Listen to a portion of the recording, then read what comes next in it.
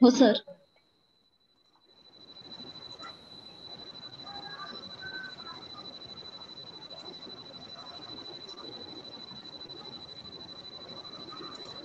काय दिसत आहे?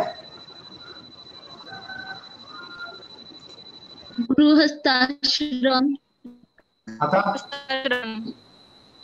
आश्रम व्यवस्था, ठीक आहे. आश्रम व्यवस्था. आश्रम व्यवस्था. ठीक आहे. बघा आपण आश्रम व्यवस्था पाहत होतो, याच्या अगोदर आपण पाहिलंय वर्ण व्यवस्था. ठीक आहे. वर्ण व्यवस्था देखील 4 आहे आणि आश्रम व्यवस्था देखील किती आहे? 4 आहे. त्या आश्रम व्यवस्थेचे 2 आश्रम मागच्या लेक्चरला आपण पाहिलं. त्यामध्ये पहिले इथे बघा स्लाइड बद्दल ते का सांगत चला. ब्रह्मचर्य आश्रम ज्याची आयु आपण 1 ते 25 म्हणू. ठीक आहे. 1 ते 25च्या आयुमानामध्ये काय कोणता आश्रम स्वीकारला जाते? ब्रह्मचर्य आश्रम. त्याच्यामध्ये ठिकाणी जाऊन ब्रह्मचर्य, ब्रह्मचर्य अभ्यास करून शास्त्र अभ्यास करून काय करायचं असते? बुद्धीला बौद्धिकदृष्ट्या विकसित व्हायचं असते. ठीक आहे. त्याच्यानंतर 25 ते 50 म्हणजे 26 ते 50 मध्ये जे येते ते गृहस्थाश्रम आहे. ठीक आहे. त्याच्यामध्ये नॉर्मली ब्रह्मचार्यामध्ये यज्ञोपवीत होते, म्हणजे जाणून केल्यानंतर तो ब्रह्मचर्यामध्ये जातो त्या संस्कारानंतर. आणि गृहस्थाश्रम मध्ये काय होते तर विवाह संस्कारानंतर काय होते, गृहस्थाश्रमाला खऱ्या अर्थानं सुरुवात होते. ठीक आहे. याच्यानंतरचा जो आहे वानप्रस्थ आश्रम. म्हणजे वानप्रस्थ आश्रमच्या शब्दातून तुम्हाला वानप्रस्थ वनात निघून जाणे. ठीक आहे. ठीक आहे. त्याच्यानंतर तुमच्या ते लक्षात येत आहे. वा आता हे नेमकं याची आयुष्यमान सांगितलं 51 ते 75. वानप्रस्थ आश्रम स्वीकारण्याचे एज काय आहे? 51 ते 75 पर्यंत. 51 ते 75. केव्हा स्वीकारायची तर बघा, ज्यावेळी त्या व्यक्तीचे केस पांढरे होतात. ठीक आहे. आणि त्याच्या पुत्रालाही पुत्ररत्नाची प्राप्ती होते, म्हणजे तो त्याला नातू होतो. म्हणजे या अवस्थेमध्ये त्यांनी काय करायचं म्हणते की वानप्रस्थाचा स्वीकार करायचा, म्हणजे जंगलमध्ये ते निघून जायचंय.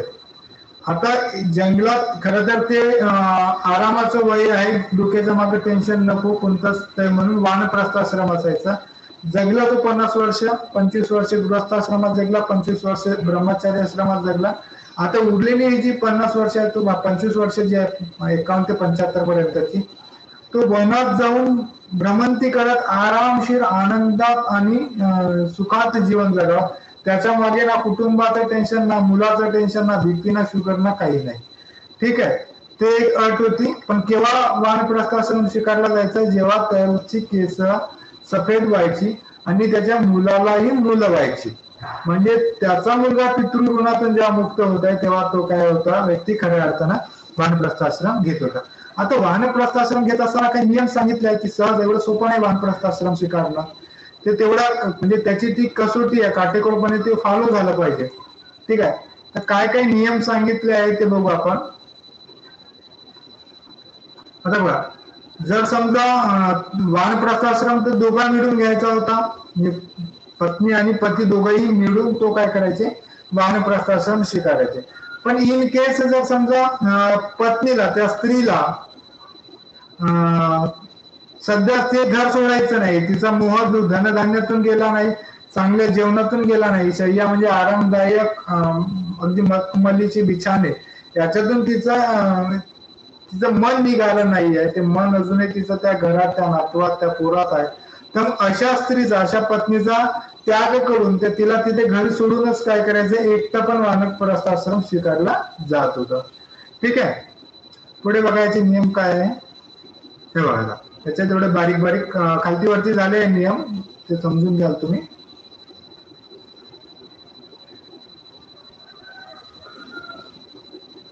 आता बघा, हे जो एक आहे तो काय म्हणते, प्रात दिन में 2 बार, म्हणजे दिवसातून 2 वेळा होम हवन करायचं. होम हवन किती वेळा करायचे होते वानप्रस्थाश्रम मध्ये? 2 वेळा. सायंकाळी आणि सायंकाळी काय होतं परत संध्यावंदन देखील काय असायचा, अनिवार्य असायचा. आणि त्याला व्यक्तीला वानप्रस्थाश्रम जो घेत होता त्याला तिसऱ्या वेळेस म्हणजे दुपारच्या वेळेस तिसरी पडमध्ये फलाहार भोजन फक्त तो एक वेळा काय करायचा, फलाहार घ्यायचा. ठीक आहे, जास्त जेवायचा नाही. परत वस्त्र जे कपडे असायचे त्या कपड्याच्या स्वरूपात तो काय करायचा, मृग चर्म किंवा वलक ज्याला म्हणतो आपण, वल्कल झाडाची साल, त्या सालीपासून बनलेले आवरण स्वतःचे कपडे म्हणून किंवा मग मृगचर्म तो काय करायचा, वापरू शकत होता. अग्निहोत्र एक यज्ञ आहे, गोसेवा एक यज्ञ, अतिथी सत्कार प्रस्ताव करावा लागत होता. ठीक आहे. आता त्याच्यामध्ये परत एक नियम होता की दाढी मूछ बाल तथा नाखून काढणं निषेध, म्हणजे तो दाढी करू शकत नव्हता वानप्रस्थाश्रम मध्ये असणारा, केस कापू शकत नव्हता आणि नख देखील तो काय करू शकत नव्हता, नाक काढू शकत नव्हता. म्हणजे काढणार काय होती, बंधन होती. ती काढणं म्हणजे स्वतःला काय करणं आहे, केस कशाला कापतात, माणूस चांगले दिसावं म्हणून. म्हणजे अजूनही दिसण्यातला इंटरेस्ट आहे, त्याचं मन त्याच्या चेहऱ्यावर त्याच्या केसावर आहे की आपण नीटनेटकं राहिलं पाहिजे. ठीक आहे, तर तसं जर होत असेल, तो जर नीटनेटक्यापणा स्वतःच्या शरीराकडे लक्ष देत असेल तर मग तो वानप्रस्थाश्रम त्यांनी न स्वीकारावा असं तर आहे. म्हणजे हा नियम होता. आणि इंद्रियावर विजय तो पहिला नियम होता.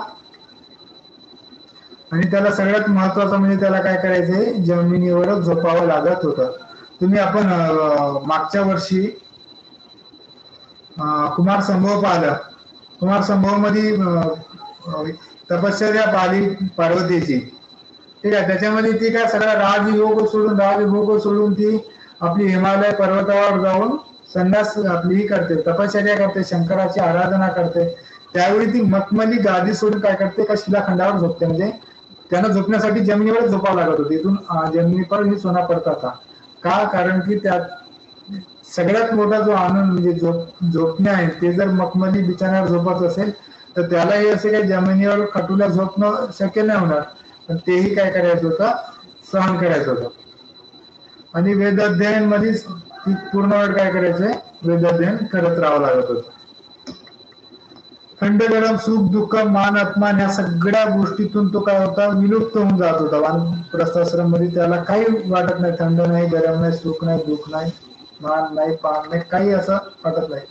आणि अहिंसा नको त्याला, म्हणजे हिंसा बिलकुल नको, अहिंसक वृत्ती पाहिजे होती. आणि सगळ्यांशी मैत्रीपूर्ण भावाने राहणं हा एक देखील काय होता, वानप्रस्थाश्रमातला नियम होता. आणि दिवसातून 2 वेळा काय होता, स्नान करणं गरजेचं होतं. ते तर होमानुष्ठान आणि ते होमानुष्ठान म्हणजे होम हवन करणे हे त्याचं काय होतं, पहिलं कर्तव्य होतं. आणि दुसरी गोष्ट, आता तो जगणार कसा, तो फळ खाणार. ठीक आहे, तिसऱ्या प्रकारात, पण त्याला थोडं फळत खायसाठी तर तो त्याचा एक नियम होता की तो भिक्षा मागू शकत होता. पण तो बघा सांगितलं, पण महर्षी परत त्याला म्हणतात की वानप्रस्थाश्रम जो व्यक्ती स्वीकारतो तेव्हा जर गावात जात असेल तर त्याचं वानप्रस्थाश्रम निघून जाईल. पहिला नियम वानप्रस्थाश्रमाचा आहे की तो वनातच राहील.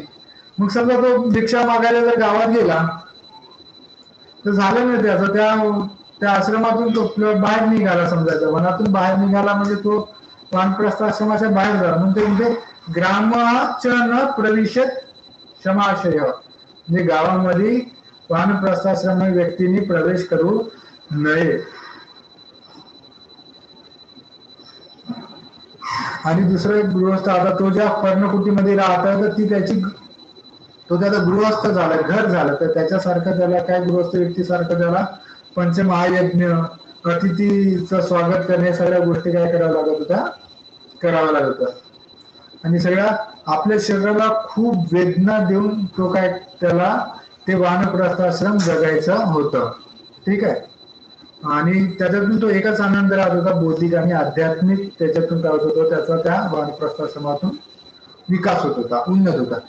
हा जो काही आध्यात्मिक आणि बौद्धिक विकास होता त्याचा आउटपुट कोणाला, तर त्याच्या कुटुंबाला इनडायरेक्टली जात होता. ठीक आहे. एवढे काही मुद्दे बारीक नियम आहेत वानप्रस्थाश्रम स्वीकाराच्या पूर्वीचे. आता याच्यानंतर बघा, स्लाइड बदलली का? नाही सर, बदलली. काय आहे? काय आहे? वानप्रस्थ आश्रम, वानप्रस्थ आश्रम के पश्चात संन्यास आश्रम. आता आपण काय पाहणार नंतर, वानप्रस्थाश्रम झाल्यानंतर कोणतं होतं? संन्यास आश्रम. संन्यास आश्रमची जो आयुमान होता, तो आयुमान काय होता? 76 वर्ष ते जीवन संपेपर्यंत. वयवर्ष 76 ते जीवन संपेपर्यंत. याचं लक्षण एकच होतं, फक्त आणि फक्त मोक्ष प्राप्ती. म्हणून ठीक आहे, सगळ्या गोष्टीतून तो बाहेर. मोह नाही, लोभ नाही, मोह नाही, मद नाही, मत्सर, मन, या सगळ्या गोष्टीचा तो बाहेर. त्याचं मनावर पूर्ण ताबा, सगळ्या इंद्रियांवर पूर्ण ताबा होतो. तोच व्यक्ती काय होतो? संन्यास आश्रमात जातो. संन्यासी सगळेजण बनतात का? सगळ्याच्या बसची गोष्ट आहे का संन्यासी बनणं? संन्यासी तोच बनतो नाही. विजय राहतो, ज्ञानेंद्रिय असतो तो, इंद्रियांवर ज्याचा विजय आहे तोच काय होतो? संन्यासी होतो. आता याच्याही याला काही बारीक नियम आहेत, ते नियम समजून घेऊ. यालाही 17 नियम आहे. बदलले का स्लाइड? हो सर. हो सर. आता संन्यास आश्रम जे हो सर, घेतात ते बदलली.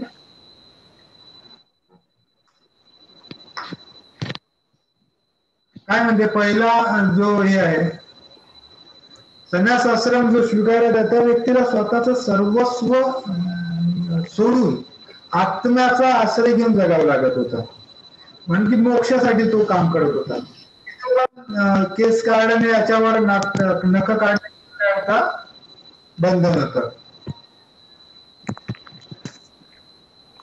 आणि कमंडलू घेऊन त्याला तो उदरनिर्वाह करायचा होता. ठीक आहे. संन्यास आश्रमामध्ये कमंडलू राहायचा सोबत.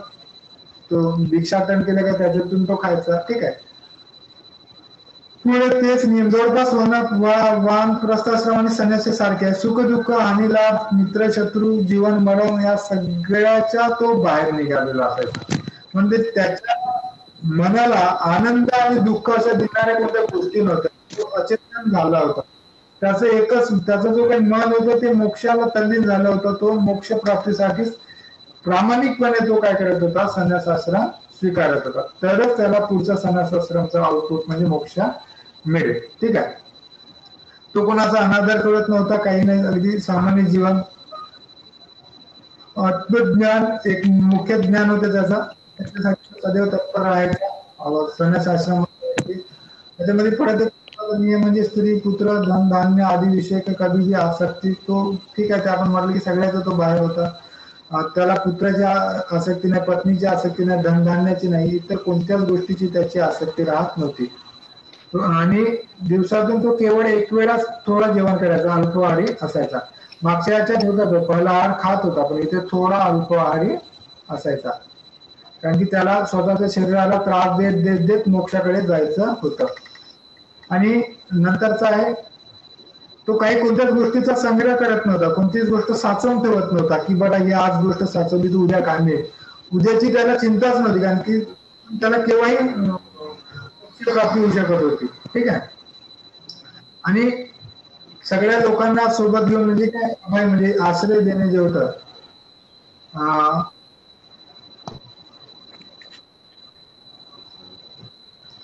सभी लोगों को अभय प्रदान करते हुए वेद के अलावा अन्य समस्त कर्मों विरक्त अथवा संन्यस्त राहना चाहिए. म्हणजे सगळ्या लोकांना तो काय करत होता? अभय देत होता. जो त्याच्या याला येत होते, अभयाला येत होते.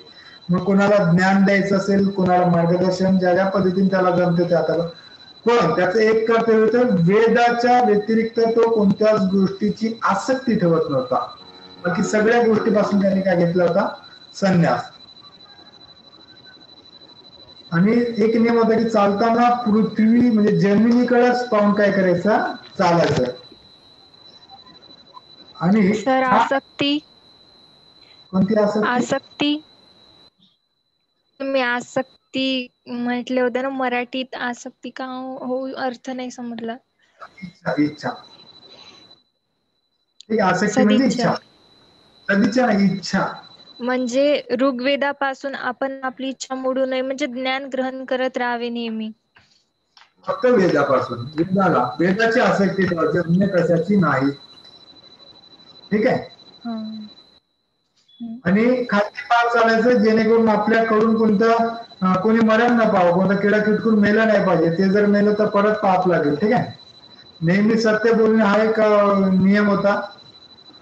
कोणाचीही निंदा करणे नाही, कोणावर रागाने नाही, क्रोध करणे नाही, काहीच नाही. म्हणजे असा कोणाविषयी राग नाही, लोभ नाही, मोह नाही, काहीच ठेवलं नाही. असं ते जीवन होतं संन्यासाचं.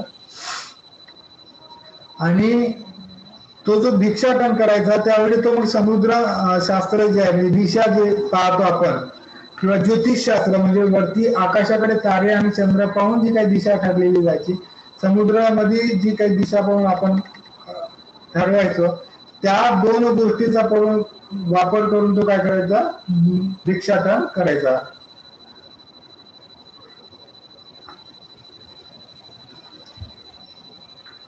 आणि दुसऱ्याच्या घरी ही काय म्हणते, दुसऱ्याच्या घरी भिक्षा मागायला जाऊ नये. कोणत्या घरी? ज्या घरचा व्यक्ती वानप्रस्थाश्रमात गेला, ज्या घरचा व्यक्ती साधू आहे, ज्या घरी जे ब्राह्मण वगैरे म्हणजे त्याच्या घरी भिक्षा नाही मागायची. ज्या घरी पक्षी आहे त्या घरी, ज्या घरी कुत्रा वगैरे आहे त्या घरी भिक्षा मागू नये. ठीक आहे. आणि भिक्षा भेटली म्हणून आनंद किंवा दुःख नाही, भेटली म्हणून दुःख आणि भेटली म्हणून आनंद व्यक्त करायचा नाही. इंद्रियांवर विजय म्हणजे कोणत्याच गोष्टीमध्ये त्याचा इंटरेस्ट राहिला नाही पाहिजे. ठीक आहे. आणि इंद्रियांवर विजय मिळेल तेव्हा तो जितेंद्रिय होईल आणि जितेंद्रिय झालेल्या व्यक्तीलाच मोक्ष मिळेल. ठीक आहे.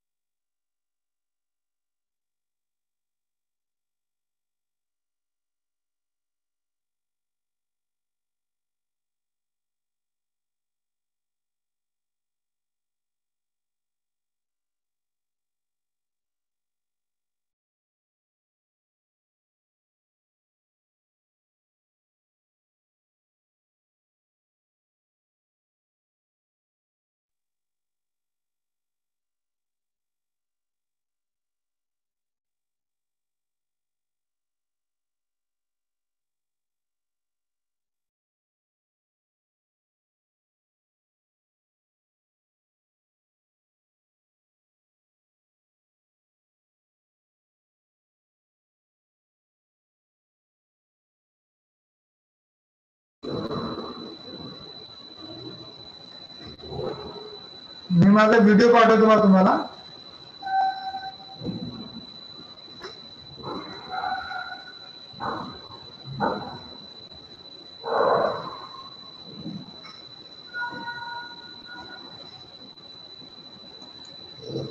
आवाज येतोय? हो. हा ठीक आहे. आता मी जो व्हिडिओ रेकॉर्ड केला तो व्हिडिओ तुम्हाला पाठवतो, तो बघा एकदा, काही अडचण झाली तर विचारा.